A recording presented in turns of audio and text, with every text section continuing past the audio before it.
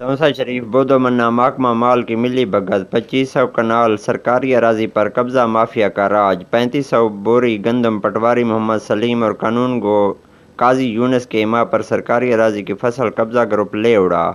कब्जा माफिया 2012 से सरकारी अराजी पर फसलें उगा रहा है, लेकिन पटवारी और कानून गो इस अराजी को बंजर दिखा रहे हैं, जबकि इस वक्त भी फसल गंदम की मौजूद है और फसल काटी जा रही है। अहले इलाका का कहना है कि 93 ने ये माफिया इतना मतलब कब्जा किया 2500 कनाल की अराजी के उत्ते 1993 ने 2017 तक इतने कपा काश्त थी है, कणक काश्त थी है और लोग कहते रकबे के नाल काबिज हैं।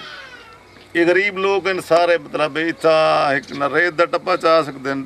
उन्होंने मजीद कहा कि हम गरीब लोग हैं, हमारी ज़ाती मलकीती ज़मीनों से महकमा माल ने गंदम की फसल काट ली है, जबकि दूसरी तरफ सरकारी अराजी से कब्जा ग्रुप के रुकन गुलाम फरीद अली, मकसूद अहमद अली वगैरह ने 800 कनाल से गंदम की फसल काट ली है। इनको महकमा माल ने नहीं रोका है। अहले इलाका ने एहतजाज करते हुए कहा कि हमने कई बार DCO साहब डेरा गाजी खान को दरख्वास्तें भी दी हैं, लेकिन कोई सुनवाई नहीं हुई। उन्होंने वज़ीर आला पंजाब से नोटिस लेने की अपील की है। कैमरा टीम के साथ गफ़ार करसरानी, तौसा शरीफ।